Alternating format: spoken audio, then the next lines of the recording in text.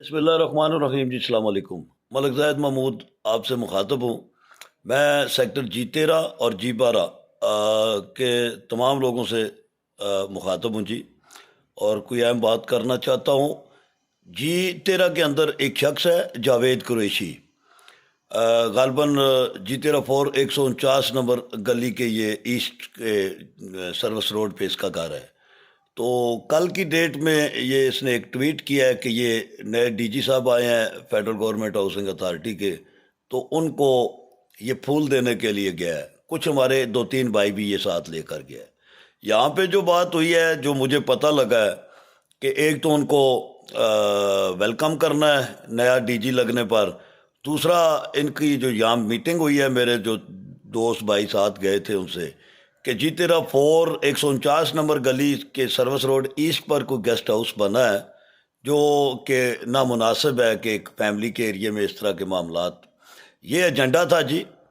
وہاں جا کے اس نے اپنے دوستوں کو دھوکے میں رکھا اور جا کر ادھر یہ بات کی کہ ایسٹ کی جو ٹویٹ کیا، ٹویٹ میں اس نے گیسٹ ہاؤس کا ذکر نہیں کیا، ان دوستوں کو بھی دھوکہ دیا، اور ٹویٹ میں یہ گروپوں کے اندر وہ کہہ رہا ہے کہ ہماری 1 ایجنڈا میٹنگ ہوئی ہے اس کے ساتھ، ڈی جی کے ساتھ، اور ہم نے اس سے یہ کہا ہے کہ جو ایسٹ کی سروس روڈ کے اوپر جو انکروچمنٹ ہے اس کے اوپر میٹنگ ہوئی ہے کہ اس کو ختم کیا جائے۔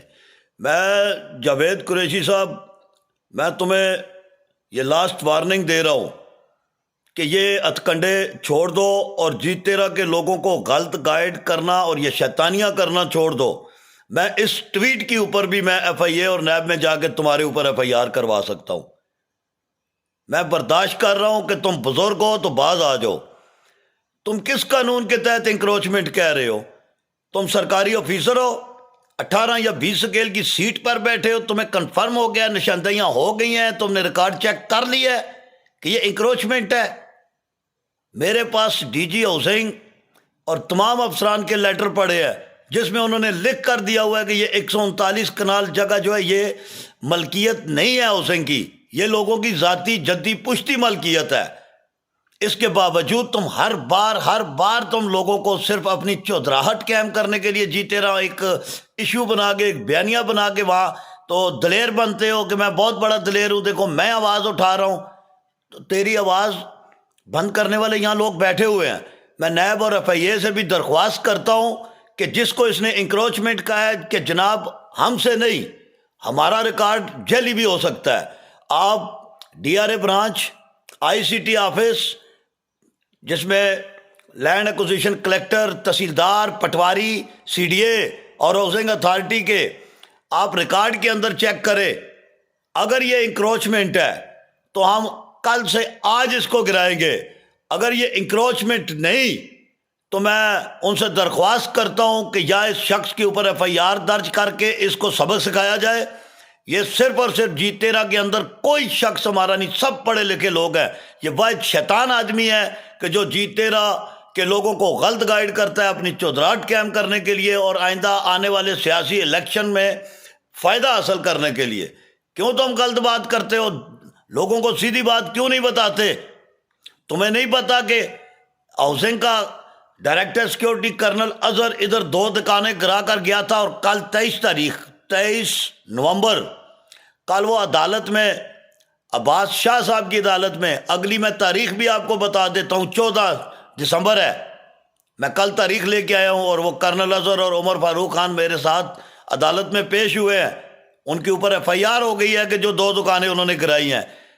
تو اگر وہ مالک نہیں ہیں تو سرکاری آفیسروں پہ کرنل رینک کے سیکیورٹی ڈائریکٹر کے رینک کے اوپر ایف آئی آر ہوئی ہے، تو تم کیوں غلط؟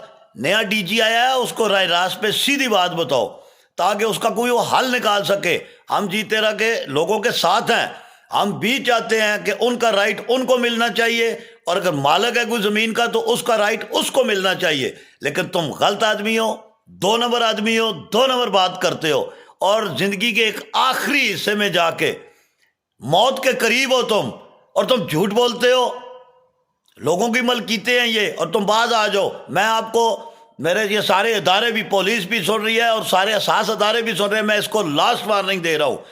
یہ ہمیں بھی کمزور کر رہا ہے، اور ہاؤسنگ اتھارٹی کے افسران کو بھی غلط گائیڈ کر رہا ہے۔ جو کام کرنے کا ہے وہ کر۔ ایک طرف تو نے خود قبضہ کیا ہوا ہے، اس نے کچھ دن پہلے ٹھیکہ کروایا ہے جی 12 کی سائڈ پہ، کہہ رہا ہے یہاں فٹ پاتھ بناؤ۔ تو جی 13 کے لوگوں کا جو فنڈ ہے، جو پیسہ ہے، اس کو ضائع کرنے پہ تلا ہے۔ جی 13 کے پیسے کو جی 12 میں تو کیوں لگوا رہا ہے؟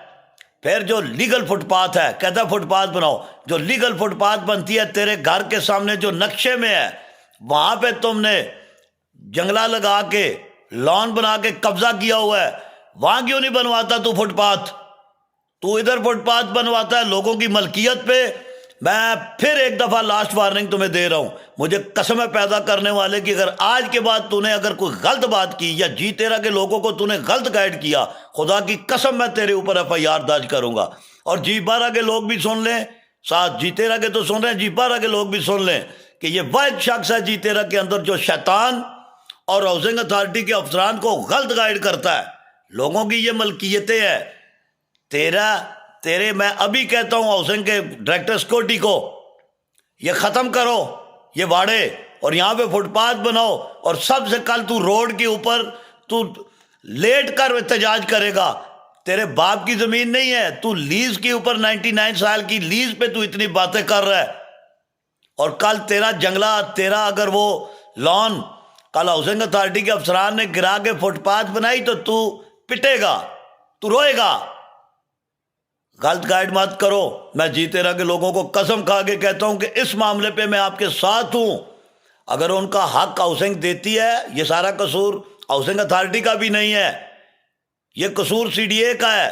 جب 28/4/1985 کو جی 12 ایکوائر ہوا تھا تو CDA نے یہ لینڈ 139 کنال 8 مرلے جو غلط ایکوائر کر لی جی 12 کے اندر۔ جب جی 13 بنا تو اس ٹائم ہاؤسنگ کو پتہ لگا کہ یہ زمین تو جی 12 میں ایکوائر ہو چکی ہے، اس کو تو ہم ایکوائر ہی نہیں کر سکتے۔ جب ایک زمین 1996 میں ہاؤسنگ نے ایکوائر ہی نہیں کی، وہ تجاوزات کیسے ہو سکتی ہے؟ یا وہ لوگوں سے بغیر پیمنٹ کے لے کر تمہیں تیرے کھاتے میں کیسے ڈال سکتے ہیں؟ اس میں ہاؤسنگ کا بھی قصور نہیں، CDA کا قصور ہے، لیکن CDA کا بھی قصور نہیں۔ CDA کو ایکوائر کرنے کی پاور دی گئی ہے، CDA کو ڈی نوٹیفائی کرنے کی پاور ہی نہیں دی گئی۔